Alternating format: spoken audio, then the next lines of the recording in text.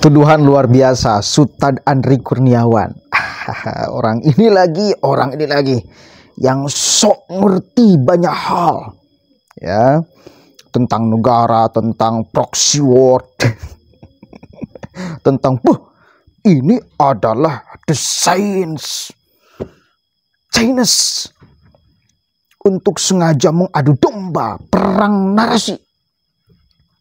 Dihadirkanlah Agus Mariono, KBN Nusantara terabsen tuh ya. Halo Mas Agus. Imaduddin Usman CS, Kufron. Itu adalah agen-agen sengaja dihadirkan untuk memecah belah umat Islam. Karena tidak mampu membela junjungannya dengan narasi yang benar, akhirnya membela junjungannya dengan narasi-narasi tuduhan-tuduhan jahat yang tidak bisa dipertanggungjawabkan secara data dan fakta. Kemarin itu sebetulnya KBN Nusantara sudah ngangkat karena banyak tersebar fotonya. Ini turunan Cina katanya. Halo Mas Agus. Saya belum. Ya, mudah-mudahan enggak. Jadi manusia plural masih selamat dari tuduhan-tuduhan biadab, kadrun, pekok. Ada aja yang percaya. Yang jelas poinnya satu, mereka tidak mampu menghadirkan keimbangan narasi. Ya, satu kali lagi, mereka tidak mampu mengimbangi narasi. Kiai Imaduddin Usman Al-Bantani dan yang lainnya, ahli filologi, ahli genetik, sehingga hanya satu yang mungkin mereka lakukan adalah memprovokasi umat Islam bahwa ini bentuk pemecah belahan umat, bahwa ini adalah perang narasi untuk menutupi berbagai kasus. Katanya semua kasus kejahatan hilang di Indonesia gara-gara persoalan nasab. Korupsi hilang. Kata siapa? Ente itu ngarang cerita. Kasus Vina aman-aman aja, bahkan menang Peggy, tidak tertutup oleh kasus ini. Jadi ini adalah narasi yang biadab, tuduhan yang keji, ya, tuduhan keji ini tidak bisa dipertanggungjawabkan oleh dalil apapun. Menuduh kita ini, kami ini adalah agen Chinese untuk memecah belah. Nauzubillahi min dzalik, summa nauzubillahi min dzalik. Coba kita dengarkan itu tuduhan keji si Andri Kurniawan. Yang ketiga, perang Neo-Cortex War, perang narasi. Tujuannya untuk melemahkan umat Islam. Siapa yang dijadikan garda terdepan? Kalau dulu Panji Gumilang, Pondok Pesantren Az-Zaitun, ya, tiba-tiba sekarang sudah bebas. Dari kapan sidangnya? Kapan tiba-tiba sudah bebas? Itu dia dijadikan garda depan untuk perang Neo-Cortex War. Kemudian pada saat Panji Gumilang masih ngilang, itu yang dijadikan garda terdepan untuk perang Neo-Cortex War, perang narasi itu Gufron, yang mengaku bisa bahasa semut, bahkan bisa berinteraksi dengan malaikat. Bahkan kalau malaikatnya tidak mau nurunkan hujan, dia akan ngejar sampai ke langit. Jadi dia bisa terbang ke langit. Gufron. Nah, saya diberitahu Gufron itu katanya dari Ndampit. Dari Ndampit, Pak. Jadi di backup oleh media. Jadi satu-satunya pengurus majelis ulama se-Indonesia yang berani mengeluarkan fatwa 10 kesesatan Gufron itu majelis ulama Malang. Majelis ulama Malang berani, Pak. Padahal di belakang Gufron itu luar biasa. Backingnya gede-gede, Pak, backingnya. Dia ngomong sudah bahasa semut dan beliau bisa supaya menghentikan malaikat mungkar nangkir. Bahkan dia bisa ngejar malaikat sampai ke langit. Bahasa semut sudah dia dapat dari Nabi Sulaiman katanya. Orang Ndampit dapat warisan dari Nabi Sulaiman kan. Astagfirullah. Orang-orang gila seperti ini Pak dijadikan alat untuk perang neocortex war, perang narasi. Bahkan yang ketiga Bapak Ibu, sikap anti komunis umat Islam se-Indonesia dijebol dengan strategi divide et impera, adu domba. Ada Agus Mariono dan dia bergerak bersama Imaduddin dan Mogi, yaitu Agus Mariono, ya kan, Agus Mariono. Kemudian yang kedua yaitu Imaduddin dan Mogi. Akhirnya dia digerakkan, ini gerombolan Pak agentnya. Jadi mereka inilah digerakkan untuk adu domba sesama umat Islam. Jadi kiai dibenturkan dengan habaib, ormas Islam dibenturkan.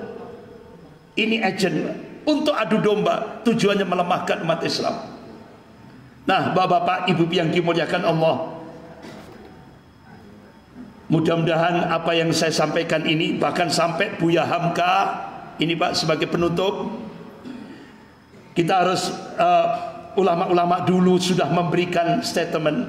Buya Hamka, beliau memberikan penegasan keturunan Rasulullah SAW yang terbanyak itu berasal dari Hadramaut, Yaman. Semuanya adalah keturunan dari Alwi bin Ubaidillah bin Ahmad bin Isa Al-Muhajir. Nah oleh karena itu sekarang kita diadu domba oleh gengnya ini tadi. Jadi kita harus fokus bahaya imperialisme Cina ini. Sehingga akhirnya coba kita lihat korupsi-korupsi hilang semua dengan ini tadi, apalagi dengan para munafik ini ya kan, hilang, beritanya hilang, sudah tertutup. Jadi korupsinya hilang semuanya, bahkan sampai Bapak kejahatan-kejahatan semuanya itu sudah dihilangkan. Oke. Kurang ajar ya. Itu pernyataan, tuduhan yang jelas tidak bisa dipertanggungjawabkan dengan dalil apapun. Tuduhan yang membabi buta. Tapi enggak aneh sih memang si Andri Kurniawan itu sering menuduh-nuduh kayak gitu. Bahkan PBNU ketika ada Islam Nusantara nih, buat tuduhan orang ini kan gila-gilaan.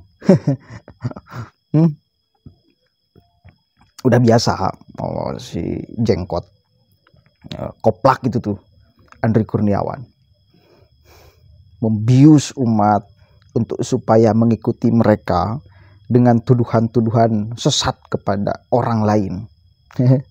Wah, dulu kepada Islam Nusantara itu gila-gilaan. Yang jelas persoalan nasab ini memang harus dituntaskan. Bukti keseriusan bahwa orang-orang yang menarasikan tentang nasab ini adalah disandarkan pada kebenaran, ini dibawa kok ke jalur MUI. Suruh dikaji oleh MUI, benar gak kajian-kajian Kiai Imaduddin Utsman Al-Bantani dan yang lainnya. Jadi bukan pepesan kosong. Lalu kemudian masalah Pak Gupron, ya, nyebutnya Wagupron aja ya, katanya itu juga bagian dari perang narasi. Coba lacak Mama Gupron itu viralnya kapan sih? Kapan viralnya? Baru-baru ini kan, setelah polemik nasab ini kemudian muncul kan, setelah Mama Gupron memberikan pernyataan tegas bersama Kiai Imaduddin Utsman Al-Bantani kan, pertanyaan saya, siapa yang memviralkan? Saya curiga ini memang sengaja diviralkan oleh oknum-oknum muhibbin atau bahkan habib-habibnya dalam rangka untuk menutupi kasus nasab. Jadi sebetulnya yang menjadi agen itu siapa? Yang sengaja memunculkan, memviralkan video-video Pak Gupron, padahal itu udah 3 tahun yang lalu. Kalau memang itu adalah benar disetting oleh agen, dulu-dulu mesti viral. Enggak kok. Sekarang-sekarang aja setelah Mama Gupron menolak keras nasabah Alawi itu nyambung kepada Rasulullah dengan data-data yang beliau punya, manuskrip-manuskrip yang beliau punya. Banyak beliau punya manuskrip. Lalu viral ceramahnya yang ngomong dengan semut dan lain sebagainya. Itu produksi videonya sudah lama, tahunan. Baru viral beberapa bulan yang lalu setelah melakukan statement penegasan penolakan Asap. Jadi mereka yang sebetulnya agen. Ketika mereka ngomong seperti itu, saya curiga bahwa mereka lah yang agennya. Sengaja mereka menjadi agen untuk memecah belah umat Islam, untuk mengadu domba umat Islam, membentur-benturkan umat Islam. So, mereka yang sebetulnya agen tuh. Mau nuduh NU agen, kan bajingan. Kan si Koplok, siapa tuh Andri Kurniawan itu bahkan nuduh NU itu agen tuh, sama. Yang jelas kontribusinya kepada bangsa dan negara. Dia siapa sih? Kontribusi apa kepada negara ini? Membantu apa? Nggak ada. Ngomong dengan tuduhan-tuduhan aja membabi buta kayak gitu tuh. Jadi yang dia ucapkan itu sebetulnya, yang dia lakukan, yang dia tuduhkan kepada orang lain, itu padahal dianya. Itu aja kesimpulannya. Mana mungkin dia tahu bahwa ini adalah perang narasi, sengaja untuk menutupi kasus-kasus besar. Mana mungkin dia tahu macam itu. Kalau dia bukan pelakunya, nuduh orang lain, mana buktinya? Wong disandarkan Kiai Imad pada kebenaran kok. Ada dalilnya kok, bener kok. Ahli filologi juga udah ngomong kok. Ahli genetik juga ngomong kok. Bisa dipertanggungjawabkan secara ilmiah kok. Dan kalaupun kalian tidak terima, laporkan dong. Kenapa nggak dilapor-laporkan? Aneh saya. Kalau memang dianggap bahwa ini adalah fitnah, pencemaran nama baik dan lain sebagainya, laporkan. Nggak ada tuh mereka berani melaporkan. Karena mereka tahu konsekuensinya bila dilaporkan, maka bakal disidangkan. Bila disidangkan, maka bakal dipinta alat buktinya. Pihak Kiai Imad akan menyodorkan alat bukti. Ya, kenapa membicarakan kayak gitu? Pihak Ba'lawi, silakan sodorkan alat buktinya. Kiai Imad itu sudah siap kalau kemudian disidangkan di pengadilan. Ahli filologi siap dihadirkan, ahli genetik siap dihadirkan. Manuskrip siap dibawa dan lain sebagainya. Ayo. Kenapa kalau memang ini adalah fitnah? Nggak Anda bawa ke jalur hukum. Kan itu logika kita. Mereka ketakutan, konsekuensinya tahu. Jadi fix 1000% apa yang dinarasikan oleh si Andri Kurniawan itu adalah sebetulnya merekalah yang menjadi agen dengan tugas memecah belah umat Islam di Indonesia, mengadu domba. Orang sedang mengungkap kebenaran kok dituduh memecah belah. Orang sedang membicarakan kebenaran kok dituduh adu domba. Entah gimana sih Andri?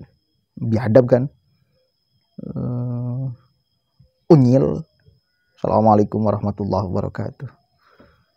Maaf ya, saya emosi karena memang ketuduhannya luar biasa itu. Banyak saya juga tuduhan pernah dulu. Wah ini temennya Abu Janda, saya pernah melihat dia bertemu di Cirebon. Koplak itu namanya. Nggak pernah saya bertemu dengan Abu Janda. Mau nuduh saya juga agen. Pekok.